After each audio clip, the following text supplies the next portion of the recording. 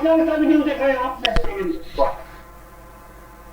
देश में कोरोना महामारी को नियंत्रित करने के लिए सरकार तमाम प्रयास कर रही है और उन प्रयासों के बीच तमाम बाधाएं भी उत्पन्न हो रही हैं।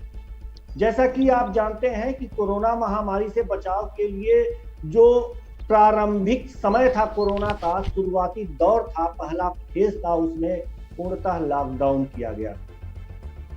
इस बार भी कई पार्टियां ऐसा कह रही हैं कि अब लॉकडाउन जरूरी है, लेकिन लॉकडाउन करने से समस्या ये पैदा हुई थी कि अर्थव्यवस्था पूरी तरह से चरमरा गई। सरकार इस संपूर्ण लॉकडाउन से डर रही है, लेकिन कोरोना महामारी लगातार फैलती जा रही है और इसको रोकने के लिए कई पार्टियां यह कह रही हैं कि बस अब बहुत हो गया, लॉकडाउन जरूरी है। इसी मुद्दे पर चर्चा करने के लिए कि क्या कोरोना को नियंत्रित करने के लिए लॉकडाउन करना जरूरी है, इस विषय पर चर्चा के लिए हमारे साथ लाइव जुड़े हुए हैं कांग्रेस से चंद्रेश सिंह जी और बीजेपी से सर्वेश नाथ त्रिपाठी जी। दोनों का स्वागत है हमारे इस कार्यक्रम में। जी, सबसे पहले हम जानना चाहेंगे बीजेपी के प्रवक्ता सर्वेश नाथ त्रिपाठी जी के पास, और उनसे मैं पहला क्वेश्चन यही करना चाहूंगा कि आखिर अगर लॉकडाउन नहीं तो क्या सरकार के पास कोई दूसरा उपाय है कि कोरोना नियंत्रित हो सके? जी देखिए सर, कई डॉक्टर जो भारत के हैं वो ये बात कह चुके हैं कि भारत में लॉकडाउन अब आवश्यक हो चुका है जी, चैन तोड़ने के लिए बीमारी का, कोरोना का। जी जी जी। और निश्चित रूप से लॉकडाउन अब अनिवार्य है। अभी घोषणा भी उत्तर प्रदेश सरकार ने किया है कि 24 मई तक लॉकडाउन को बढ़ाया गया है। लॉकडाउन अनिवार्य चीज है बीमारी को तोड़ने के लिए, क्योंकि जो दिक्कतें आ रही हैं वो जो संक्रमण हो रहा है भीड़ भाड़ से ज्यादा आ रही है संक्रमण। तो उस भीड़ भाड़ को कैसे नियंत्रित किया जाए, कैसे आम जनमानस को घरों में सुरक्षित रह करके बीमारी को तोड़ा जाए, इसके लिए सरकार तमाम प्रकार के कदम उठा रहे हैं। लॉकडाउन आवश्यक है बीमारी को तोड़ने के लिए। जी, लेकिन वही सवाल मैं आपसे पूछना चाह रहा हूँ। वही सवाल मैं आपसे पूछना चाह रहा हूँ कि आखिर तब फिर किस्तों में लॉकडाउन क्यों हो रहा है? ये कई बार क्यों नहीं लॉकडाउन हो जा रहा है? हाँ, इसका भी लॉकडाउन के ये देखा जा रहा है। और जो लॉकडाउन हो रहा है, आप सड़कों पे निकल के देखिए, गांव की सड़कों पे निकल के देखिए, शहर की सड़कों पे निकल करके देखिए, क्या लॉकडाउन आपको लग रहा है सिर्फ दुकानें बंद होने से लॉकडाउन प्रभावी होगा? देखिए सर, कुल मिलाकर सरकार की तरफ से किया गया लॉकडाउन एक अच्छा कदम है जी, और यह लंबे समय तक जारी नहीं रह सकता है। लेकिन ये आम जनमानस का भी कर्तव्य होता है कि इसमें सरकार का सहयोग करें और बीमारी से बचें और लोगों को बचाएं। जी, ये किस्तों में जो आप कह रहे हैं, अभी आप बात किए हैं, ये किस्तों में होने का तात्पर्य ये है कि सरकार भी देख रही है कि अगर एक हफ्ते के अंदर बीमारी नियंत्रित हो जाएगा तो लॉकडाउन खत्म कर दिया जाएगा। बीमारी बढ़ रही है अगर, तो फिर उसको बढ़ा दिया जा रहा है। तो इसलिए किस्तों में जो इतनी सरकार नहीं चाह रही कि लॉकडाउन हो, सरकार भी नहीं चाह रही कि अर्थव्यवस्था भारत की खराब हो, सरकार भी नहीं चाह रही कि लोग भूख से मरें। तो सरकार को किस्तों में बढ़ाने का तात्पर्य यही है कि वो बीमारी को देख रही है कि अगर यदि नियंत्रित हो रही है तो लॉकडाउन नहीं बढ़ाया जाएगा, अगर अनियंत्रित हो रही है तो लॉकडाउन बढ़ाया जाएगा। जी जी, चंद्रेश जी के पास जाना चाहेंगे इसी सवाल को लेकर के। जैसा कि अभी सर्वेश नाथ त्रिपाठी जी ने ये कहा है कि जो लॉकडाउन है वो किस्तों में जो हो रही है वो एक तरह से सही है, और लोगों की भी अपनी जिम्मेदारियां हैं, उस जिम्मेदारी को निभाएं, क्योंकि ज्यादा लंबे समय तक बंद नहीं किया जा सकता, तालाबंदी नहीं की जा सकती। जी चंद्र जी, आपकी क्या राय है? सर, कोरोना के प्रथम चरण में ही कांग्रेस पार्टी ने स्पष्ट रूप से सरकार को यह सलाह दिया था कि लोगों के जीवन को भी बचाना जरूरी है और अर्थव्यवस्था को भी बचाना जरूरी है। जी। जब दुनिया के तमाम देशों में कोरोना अपना पैर पसार रहा था, तब प्रधानमंत्री जी इस विषय की गंभीरता को नहीं लिए और वो चीन के राष्ट्रपति के साथ झूला झूलने में और नमस्ते ट्रंप कार्यक्रम करने में व्यस्त थे। यही सबसे बड़ी दिक्कत होती है। आप पहुंच जाते हैं चंद्र जी, ये पुरानी बातें हैं। यही दिक्कत आपकी सबसे बड़ी आप क्या गया, लेकिन उसका जवाब दीजिए। तो मोदी को दिखता ही नहीं है। अरे देश संकट में है, सहयोग करिए, आम जनता को बचाइए। मोदी को गाली देने से देश का भला नहीं होने वाला है। आप अपने स्तर से कुछ करिए, लोगों को बचाइए। मोदी के गाली देने से कुछ फायदा होने वाला नहीं है। मोदी मोदी ट्रम्प ट्रम्प क्या चिल्लाते हैं, कोई मतलब नहीं। हम राहुल चिल्लाए, क्या मतलब है? चंद्रेश जी को अपनी बात पूरी कर लेने दीजिए। मोदी मोदी बस इनको मोदी फोबिया हो चुका है इनको। नहीं तो प्रधानमंत्री मोदी हैं तो बात किससे पूछेंगे? सर्विस क्वेश्चन का जवाब देंगे? नहीं, मोदी की बात आप हर चीज पर मोदी ले जाती है। मैं कहता रहा हूँ, आपकी नहीं कोई लाइबिलिटी बनती है। आप देश की लाइबिलिटी नहीं है, आपकी लाइबिलिटी कुछ बनती, आपकी लाइबिलिटी कुछ बनती है। नहीं, एक पड़ोसी अगर भूखा मरेगा तो आप मोदी को गाली देंगे? आपके लिए लाइबिलिटी है कि पड़ोसी को मैं करा दूं? उसी विषय पर नहीं, एक अगर आदमी बीमार पड़ा मोहल्ले के तो आप मोदी को गाली देंगे? आपकी नहीं लाइबिलिटी बनती है कि मैं आदमी को बीमार डालने के लिए जिम्मेदार कौन है? आप मोदी को बार बार क्यों आपका बात करते हैं? मैं कहना क्या चाह रहा हूँ, फिर विषय से यार विषयांतर मत करो।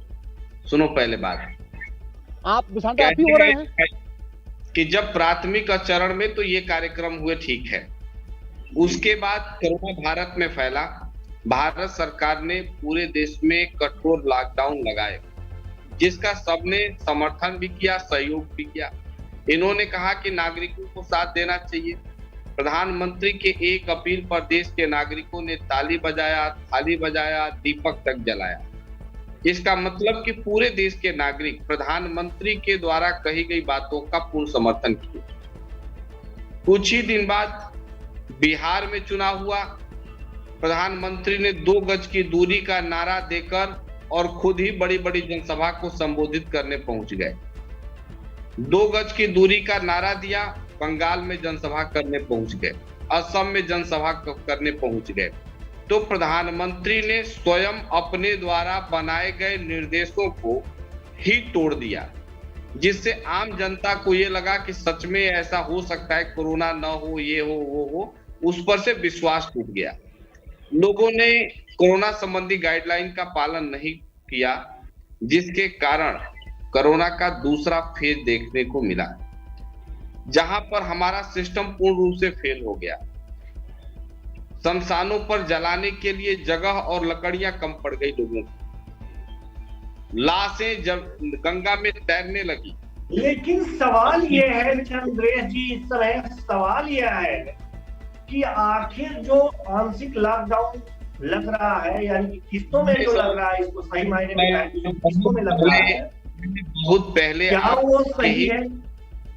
मैंने बातें बार बार दोहरा रहे हैं, ये भाई बात बस बार बार भाई क्या कहा? पहले आपके ही चैनल पर कहा था कि ऐसी आपदा से निपटने के लिए कोऑपरेटिव फेडरलिज्म की जरूरत पड़ती है। कोऑपरेटिव फेडरलिज्म का मतलब होता है, आपको मालूम है कोऑपरेटिव फेडरलिज्म क्या होता है? हाँ, सहयोग। ये क्या होता है? बताइए क्या होता है? सहयोग की भावना, स्वतंत्र रूप से सहयोग की भावना। स्वतंत्र रूप से सहयोग की भावना कोऑपरेटिव फेडरलिज्म होता है। बताइए क्या होता है? लिया करिए सर। हाँ, बोलिए क्या होता है? आप लोग पढ़ते नहीं, जानकारी है नहीं, हल्ला करते हैं, इसीलिए समस्या का समाधान नहीं है।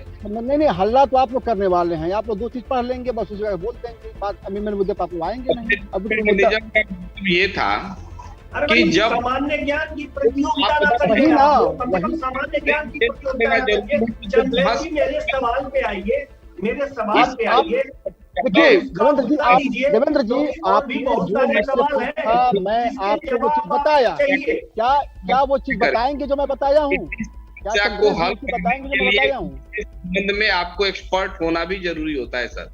खैर, कोऑपरेटिव फेडरलिज्म का मतलब है कि यदि कोई समस्या है तो राष्ट्रीय स्तर पर, प्रांत स्तर पर और पंचायत स्तर पर सभी मिलकर एक साझा कार्यक्रम तय करें और उसका पालन करें और समस्या का समाधान करें। जब प्रधानमंत्री इस संबंध में निर्णय ले रहे थे, ये आरटीआई, मैं अपनी बात नहीं कर रहा हूं, ये आरटीआई के तहत बात खुलासा हुआ है कि उन्होंने लॉकडाउन लगाने के संबंध में किससे पूछा, तो आज तक कोई एजेंसी जवाब ही नहीं दे पाई, कोई इनका विभाग जवाब नहीं दे पाया कि प्रधानमंत्री ने किसी से सलाह भी लिया था क्या।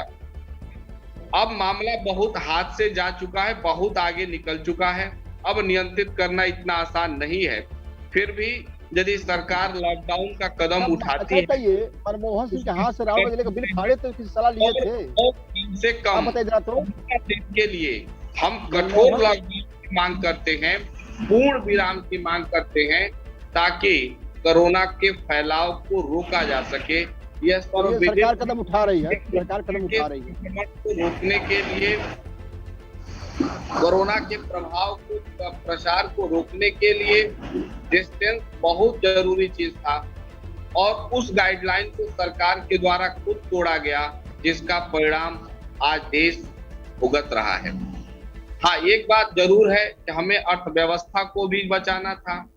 जब पहली बार लॉकडाउन लगाए तो इन्होंने अर्थव्यवस्था पर ध्यान नहीं दिया। प्रधानमंत्री का ही स्पीच था कि हमारे लिए अर्थव्यवस्था महत्वपूर्ण नहीं, जाने महत्वपूर्ण है। और पता नहीं 1.5 साल में प्रधानमंत्री ने ऐसा क्या किया, बीजेपी सरकार ने ऐसा क्या की, ना तो अर्थव्यवस्था सुरक्षित रहा और ना ही लोगों का जीवन सुरक्षित रहा। तो कहीं ना कहीं ये इनको समझाइए जरा, इनको समझाइए, इनकी बुद्धि मारी गई इनकी है। 1.5 साल में सब कुछ अर्थव्यवस्था वो ठप रही, जो भी साधन थे राजस्व जो भी था तो बंद रहा, तो इकट्ठा होगा। कम से कम सोचना चाहिए सब चीज, ये सब माइनर चीज है। ये हाई स्कूल के 8 क्लास बच्चे जानते हैं, बात ये सब बात कहें, ये सब आप बात कहें, ये सब हाई स्कूल के 8 बच्चे जानते हैं सब चीज। मैं आपसे पूछ रहा हूँ, क्या मतलब इसका है? मैं आपसे पूछ रहा हूँ, बड़ी ईमानदारी बताइए, बोलिए। हाँ बोलिए। एक तरफ कोरोना फैल रहा था, दूसरी तरफ बंगाल में जनसभा करना उचित था या अनुचित था? अच्छा, तो ये केरला में, तमिलनाडु में राहुल गांधी, नहीं बताइए आप, नहीं आप बताइए, मेरी बात बताइए। केरला में और तमिलनाडु में राहुल गांधी और सोनिया गांधी जो जनसभा किए थे लोग, क्या आपने इसका विरोध किया? बोलिए आप। हाँ, इसका आपने विरोध किया? आपने क्यों किया? बिल्कुल, सब इतने राजनीतिक कार्यक्रम हुए, सबका विरोध हो रहा है, उस पर रोक लगाना किसकी जिम्मेदारी थी? निर्वाचन आयोग की, सरकार की, या विपक्ष की जिम्मेदारी थी? हम कार्यक्रम में नहीं जाते, सबका था, हम हार के डर से भाग गए। नहीं, आप राहुल गांधी वॉकआउट करके होते, राहुल गांधी रैली से वॉकआउट करके होते। जिम्मेदारी ये बताइए, पहली जिम्मेदारी विपक्ष की है कि पहली जिम्मेदारी सरकार की है? सबकी है, सबकी है, सबकी है। तो सरकार, तो आप मानेंगे कि सरकार से यहाँ गलती हुई है? आप मानेंगे सरकार से गलती हुई है? आप मानते हैं कि विपक्ष से भी गलती हुआ है? बिल्कुल, सबसे गलती हुआ है। आप मानिए ना, सबसे गलती हुआ है तो उसको दोबारा क्यों दोहरा रहे हैं? आप कहिए ना, आप कहिए कि सरकार से जिम्मेदार आप हैं, उतना आप भी हैं। नहीं, हम नहीं जिम्मेदार हैं। सर्वेश जी, हमारा सब्जेक्ट ये नहीं है कि क्या हुआ है, हमारा सब्जेक्ट ये है, देवेंद्र जी, मैं वही बोलता हूँ जो आप पूछते हैं। देवेंद्र जी, दोनों में हमारे से निवेदन है कि मेरी बात सुने। सब्जेक्ट ये नहीं है कि क्या हुआ है, सब्जेक्ट ये है कि क्या होना चाहिए। यानी कि अगर जो लॉकडाउन जरूरी है तो कितना जरूरी है? से हमने आपको कम से कम 15 दिन कठोर लॉकडाउन लगाया जाए। ये नाइट कर्फ्यू, डे कर्फ्यू, 8 से 7, 7 से 9, ये सबसे होने वाला कुछ नहीं है।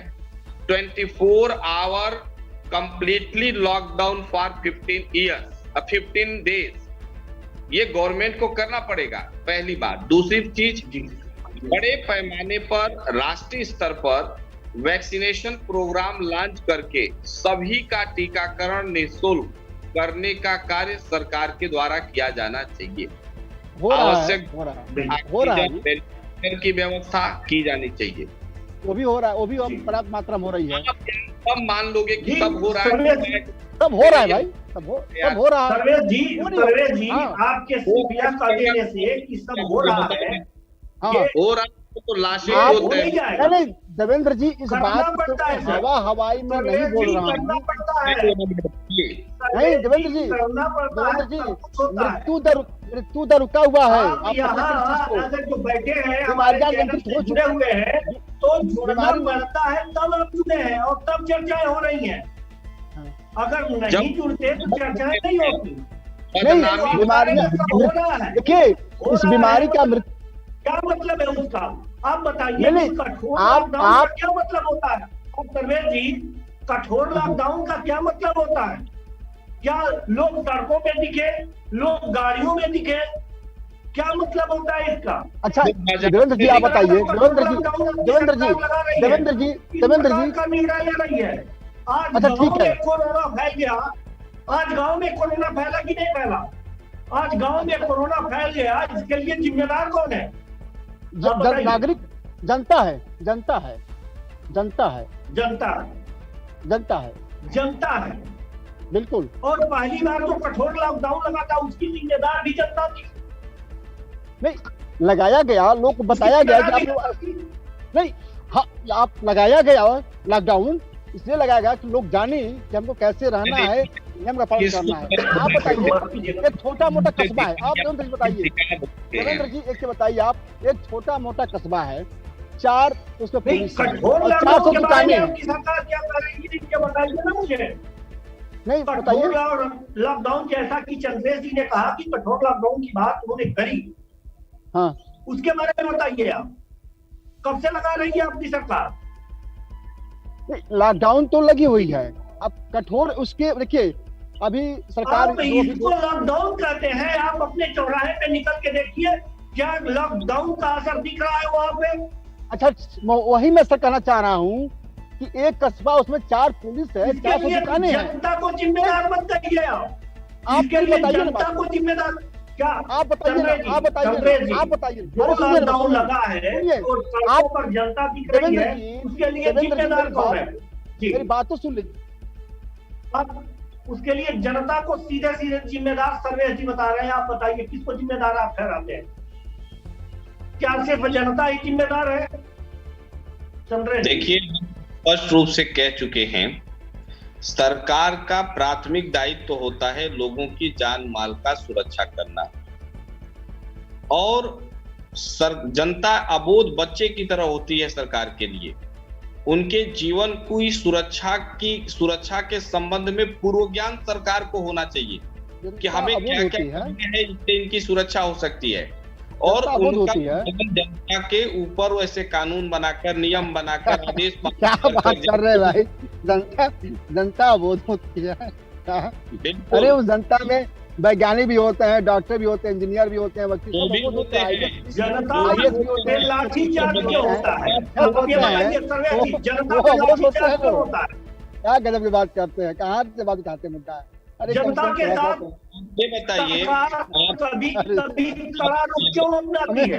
हमें आपकी हंसी आ रही है। सुनिए, नौकरियां बंद हैं, ब्याज चालू है, दुकानों में ताला बंद है, रेंट चालू है, फैक्ट्री बंद है, ब्याज चालू है, नौकरी छूट गई, क्या भरेंगे? कोई सरकार का जनता को लेकर, जनता के हित में कोई डिसीजन ही नहीं। बात कोट करिएगा इनके बात को, देवेंद्र जी इनके बात कोट करिएगा। देखिए अपनी ही बात अपने फंस रहे हैं सरकार का, इनका बात करिएगा। आप तो जवाब दे ही रहे हैं, अगर हमारे इंडिकेशन के आप जवाब दे रहे हैं तो इनका जवाब भी आप दे दीजिए। इसमें कोर्ट क्या करना है, आप जवाब दीजिए। आप कोर्ट करिए, अगर आपको लगता है कि चंद्रेश गलत कह रहे हैं तो उनका अधिकार करिए, आप जवाब दीजिए। ये अपने बात को फंस रहे हैं। जी जवाब दीजिए सर्वेश जी, जवाब देंगे। मैं बता रहा हूँ, अरे हो गया हम लोग हो गया हमारा दो ही मेहमान आज है, हमारे दो ही मेहमान है, इनकी बातें सुन लेते हैं, सर्वेश जी की पहले बातें सुन लेते हैं, उसके बाद जवाब आप भी दे दीजिएगा। सर्वेश जी का बौद्धिक कम है, विषय वस्तु को ये कम समझते हैं, इसलिए लड़बड़ियाई ज्यादा नहीं बतियाते अरे हैं। आप अब सब छोड़िए, बातचीत देवेंद्र छोड़िए, जी, हम आपसे बात कर रहे आपकी हैं, बौद्धिक जो क्षमता कितनी बात है मैं आप समझ में आ गई। आपके चैनल पर आप उसको गंभीरता से लीजिए। बौद्धिक क्षमता कितनी है, कितना आप देश के बारे में चिंतन कर रहे हैं, अब समझ में आ गया, वो बात बता दीजिएगा आप। देवेंद्र जी हम आपसे 2-3 बात कर रहे हैं और मुझे लगता है कि आपके माध्यम से हम देश की जनता को भी ये बताना चाहते हैं। जनता कई बोध है। हमारे मित्रों का फोन हमारे पास आया, उन्होंने बताया कि बैंक से उन्होंने कर्ज ले रखे हैं, कोरोना काल में नौकरी उनकी छूट गई और बैंक उनके ऊपर ब्याज जमा करने के लिए, लगातार ईएमआई जमा करने के लिए दबाव बना रहा है। क्या ये कहीं से नैतिकता है? इस संबंध में सरकार को कोई गाइडलाइन जारी करना चाहिए? नहीं। आपने शहरों को लॉक किया, कठोर लॉकडाउन लगाए, हम उसका समर्थन कर रहे हैं, लेकिन सरकार के द्वारा कोई किराया नीति लागू किया जाना चाहिए कि नहीं किया जाना चाहिए? दुकान बंद है लेकिन किराया चालू है। लोगों की फैक्ट्रियां मांग के कारण बंद हो रही हैं, लेकिन लोन उन्हें जमा करना है। लोग किस माली हालात से गुजर रहे हैं, लोग किन समस्याओं से गुजर रहे हैं, इसका थोड़ा भी बोध इस सरकार को नहीं। देवेंद्र जी मैं फिर कह रहा हूँ, देखिए दोनों तरफ बात कर रहे हैं, बात दो तरफ कर रहे हैं। लॉकडाउन भी जरूरी है, रोजगार भी जरूरी है। हालातों से आज मानवता संकट में है और स्पष्ट करेंगे लॉकडाउन की रोजगार, हाथ दोनों ऊपर आप पहले स्पष्ट करिए कि लॉकडाउन या रोजगार। हे भारत के नागरिकों, हे आर्य पुत्रों, तुम मानवता को बचाओ। मानवता ही नहीं रहेगी तो धर्म कहाँ बच पाएगा? आज मानवता को संकट में लाकर नरेंद्र मोदी ने खड़ा कर दिया है। हमारे नरेंद्र मोदी पड़ा गए, नरेंद्र मोदी पड़ा गए। आपको मोदी फैलिया हो ही गया है, आप मोदी को बस गाली दीजिए, देखिए समस्या हल हो जाएगी। मोदी सर्वे जी, अब सर्वे जी आपको पूरा मौका है, आप अपनी भी भड़ास निकाल ही लीजिए। नहीं बस मैं एक चीज कहना देवेंद्र जी, बस मैं एक चीज, आम जनमानस की मैं बात कर रहा हूँ, जिस चीज को आप अपने गांव आए हैं, आप अपने चौराहे पर भी देखते होंगे सब चीज। अगर एक कस्बा है उसमें 4 पुलिस हैं, 400 दुकानें हैं, आप बताइए कितने टच करेंगे पुलिस दुकान? आप हमको जरा बता दीजिए। अच्छा वो पुलिस अंडे की दुकान, मेरी बात सुनिए पहले मेरी बात सुन लीजिए, सुनिए। अगर आपकी तो सरकार ने क्यों नहीं भरी? 4 पुलिस क्यों है? क्यों नहीं वैकेंसी भरा गया? पुलिस की वैकेंसी कस्बा होते हैं, अब देखिए क्यों नहीं पुलिस की वैकेंसी की गई? मानसिकता देख लीजिए, मानसिकता मैं आपको बता रहा हूँ, देख लीजिए। अरे आपकी सरकार ने क्या, इसके पूर्व में जो आपकी सरकार थी 70 साल, वो क्या क्या सरकार ने किया? वॉलंटियर के रूप में आपदा प्रोटेक्शन। एक कस्बा है उसमें 400 दुकानें हैं, 4 पुलिस उसमें है। अब उसमें रनिंग कर रहे हैं लोग। अब जो पुलिस जा रही है तत्काल क्या कर रहे हैं लोग? अपनी दुकानें खोल दे रहे हैं, पब्लिक को सामने रखना शुरू कर दे रहे हैं। अब आप बताइए कि उसको नियंत्रित कैसे किया जाए? उसके बाद भी दंड, अगर पुलिस अगर किसी फल वाले को, सब्जी वाले को डंडा मार रही है तो विपक्ष भी कह रहे हैं देखिए गरीबों के पेट पर लात मार रहे हैं लोग। तो आप बताइए कि कहाँ तक उचित है ये सब चीज, आप हमको बता दीजिए जरा। जी बताइए चंद्रेश जी, कहाँ तक? तो आम जनता की बात हो गई, तो आम जनता जिम्मेदार इसके लिए है। इन्होंने आबादी के हिसाब से ये स्वीकार किया कि पुलिस संख्या बल कम है। ये किसकी जिम्मेदारी है पुलिस की नियुक्ति करना? यदि वैकेंसी खाली 70 साल में आपने कितने नियुक्त किया था? 70 साल में 70 साल में आपने कितना? 2 नंबर साल में आपने पुलिस कितना नियुक्त किया था बताइए? हमारे पास एनसीसी है, एनएसएस है, स्काउट प्रशिक्षित लड़के हैं, लड़कियां हैं। इनको हम कोरोना वॉरियर के रूप में इस्तेमाल कर सकते हैं। हर गांव में एनसीसी और स्काउट प्रशिक्षित लड़के लड़कियां हैं। उस गांव में, उस क्षेत्र में उन्हें कोरोना वॉरियर के रूप में इस्तेमाल करके उनका सहयोग घर पर लगाएंगे, कितना घर पर लगाएंगे, लगाकर हम नियंत्रित कर सकते हैं। करने के लिए बता दीजिए, करने के लिए चाहिए और दूरदर्शिता चाहिए। इस सरकार के पास करने के लिए ना तो इच्छा शक्ति है और ना ही दूरदर्शिता है। अरे वाह, आप देखिए ये पत्रकारों केवल राहुल गांधी के पास और किसी पास नहीं। अधिकारी भारत में राहुल गांधी छोड़कर किसी के पास नहीं दूरदर्शिता। पिछले 5 साल में आपने कितनी वैकेंसी हॉस्पिटल में किया? कितने नर्सों की वैकेंसी आपने किया, कितना आपने कांस्टेबल की वैकेंसी किया, कितने होमगार्ड की वैकेंसी की? आपकी 100 जवाब को मैं एक ही जवाब दे रहा हूँ कि पूरे कांग्रेस ने कितना एम्स सब बनाए हैं और भाजपा ने 7 कितना एम्स बनाए हैं, वही बस देख लीजिए। आखिर जो 22 एम्स जो नया बना है उसकी वैकेंसी कौन किया है? कांग्रेस ने किया है कि बीजेपी ने किया है, सरकार ने किया है? बताइए अपना क्या देखिए। एम्स कितने बने हैं 70 साल में भारत में, बता दीजिए आपको। कितने एम्स काम कर रहे हैं? एक्टिव एम्स कितने हैं अभी? आपकी गोरखपुर में काम एम्स कर रहा है कि नहीं कर रहा है? अभी काम नहीं कर रहा है। गोरखपुर में ठीक कर दिया है कि हम कोविड काम कर रहा है। आप उस मंडल के रहने वाले हैं, हमको जरा बता दीजिए कि गोरखपुर एम्स काम कर रहा है? गोरखपुर एम्स किसने बनवाया? गोरखपुर एम्स किसने बनवाया है? किसने बनवाया है? किसने बनवाया बताइए जरा, तो हमको नहीं पता। गोरखपुर एम्स के बारे में आप पता करिए। संसद में प्रस्ताव कांग्रेस के समय में ही आ गए थे, बजट में प्रोविजन था। जमीन न मिलने के कारण एम्स यहाँ नहीं बन पा रहा था। लास्ट टाइम में समाजवादी पार्टी की सरकार ने जमीन दी है तो पिछली प्रक्रिया को आगे बढ़ाया गया है। गोरखपुर एम्स कांग्रेस की देन है, भाजपा की देन नहीं है।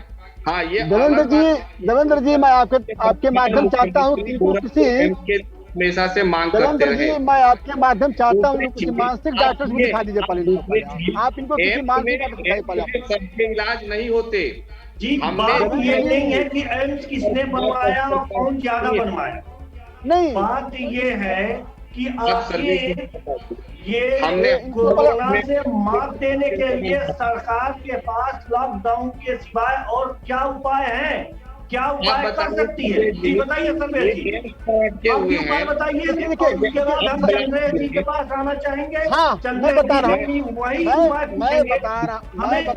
हमारे पास अब ज्यादा समय नहीं है। सबसे पहले आप सार्थक प्रश्न है, उसके सार्थक उत्तर दीजिए। आप बताइए, लॉकडाउन के सरकार के पास और कोरोना को नियंत्रित करने के लिए क्या उपाय है? कोई रोड मैप है भी या नहीं? जी सर्वेश जी।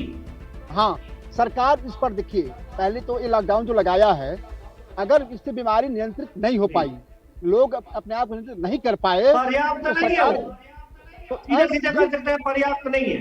मैं आपकी बात को खारिज करता हूँ, सिरे से खारिज करता हूँ, पर्याप्त नहीं है। क्योंकि इस लॉकडाउन का कोई मतलब नहीं है, सिर्फ दुकानें बंद होना लॉकडाउन नहीं होता। सरकार का जो अगला कदम है वह epidemic disease act, disaster management act, CrPC और पीसी के तहत कार्रवाई भी करेगी सरकार।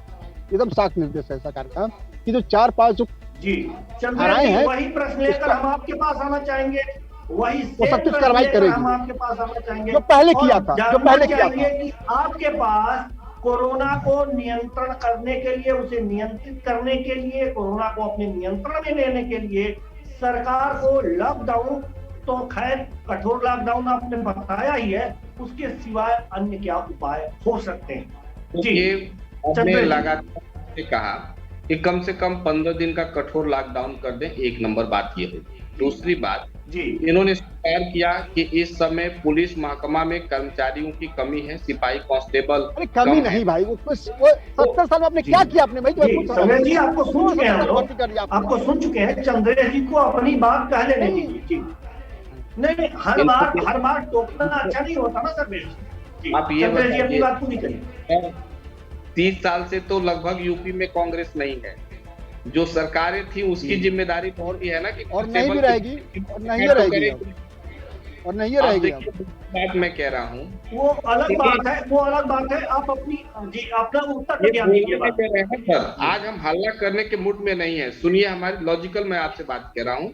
15 दिन कठोर लॉकडाउन। दूसरी चीज, पुलिस के साथ साथ जो हमारे एनसीसी प्रशिक्षित अभ्यर्थी हैं, कैंडिडेट्स हैं, स्काउट प्रशिक्षित हैं, एनएसएस प्रशिक्षित हैं, उनको भी हम कोरोना वॉरियर के रूप में इस्तेमाल कर सकते हैं। तीसरी बात यह है कि हमें इस कोरोना से निपटने के लिए एम्स की जरूरत नहीं है। हमने हर ब्लॉक में प्राथमिक स्वास्थ्य केंद्र बनाए हैं, हर जिले में डिस्ट्रिक्ट हॉस्पिटल है, और हर मंडल स्तर पर लगभग मेडिकल कॉलेज है।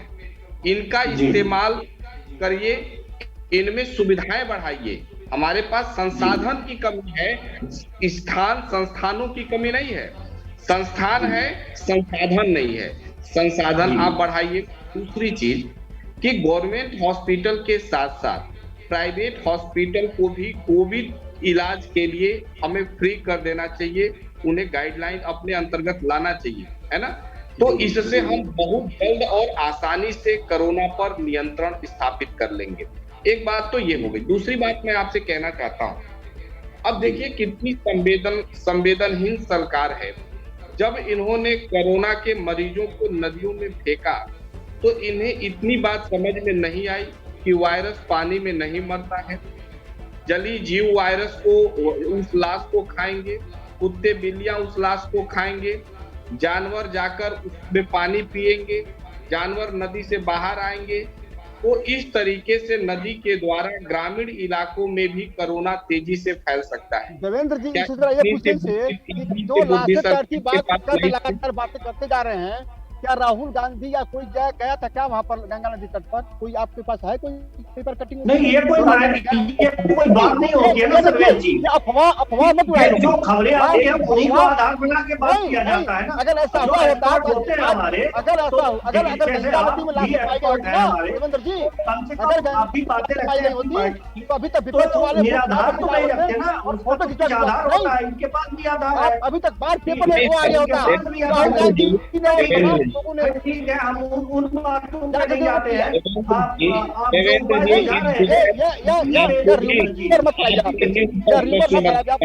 गंगा में लाशें तैर रही है,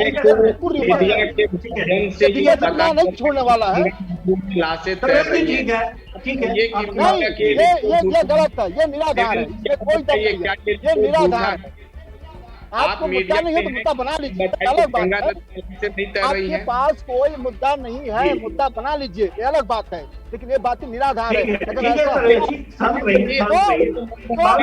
सरकार तो विपक्ष जो है अभी तक वो हल्ला मचा करके आंदोलन किया होता, वो अपना जो है सिंपैथी दिखाया होता, लेकिन ऐसा कुछ है नहीं। आप कह रहे हैं क्या? मैं कह रहा हूँ कि गंगा नदी में लाशें बह रही हैं, आप क्या कह रहे हैं? नहीं बह रही है, ये ह्यूमर है। देवेंद्र जी आप बताइए, आपने यह अफवाह फैलाया है, मीडिया के लोगों ने यह अफवाह फैलाया है, न्यूज़पेपर ने यह अफवाह फैलाया है? अरे देखिए, जो भी बातें आती हैं बताइए। अगर सर्वेश जी अगर ये बातें गलत होती कि नदियों में लाशें तैर रही हैं तो अब तक कितने मीडिया संस्थान पे FIR हो गए होते। नहीं तो थोड़ा बहुत होगा, FIR होगा। देखिए, अच्छा बताइए, होती हैं अगर नदियां लाशें वो तैर रही थी तो विपक्ष लोग क्या कर रहे थे? लोग बताइए आप जरा, विपक्ष क्या कर रहा था? विपक्ष को बताना चाहिए वहां पर कोई है, विपक्ष वहां पर गया है? आप बताइए जरा हमको। कैसी बैठक दिया है? अरे इनका नेता सत्ता पक्ष क्या करेगा? नहीं, पार्टी की सरकार है, वो क्या करेगी? सत्ता पक्ष हम करेंगे या गलत है? विपक्ष इसको दिखाए कि हाँ सही है, कोई विपक्ष ने बताया इसको जाकर के? ये गया वहां पर कोई विपक्ष गंगा नदी तट पर? आप बताइए, विपक्ष तो लगातार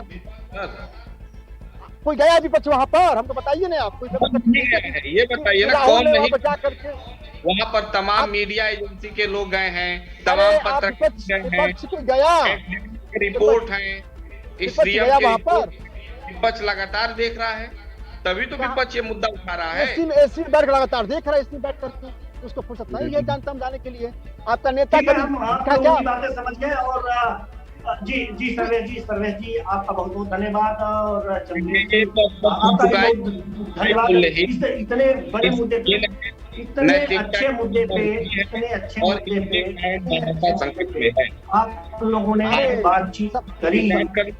सर्वे जी लोगों जैसे लोगों को सुनकर कि उन्हें क्या करना है। चंद्रेश जी देश सही दिशा में जा रहा है, सहयोग करिए। आप दोनों लोगों का बहुत बहुत धन्यवाद। हमारे पास समय नहीं है कि हम इस डिबेट को आगे बढ़ाएं। फिलहाल सही दिशा में जा रहा है, सहयोग करिए। डिबेट में इस चर्चा में बस इतना ही। मुझे दीजिए इजाजत।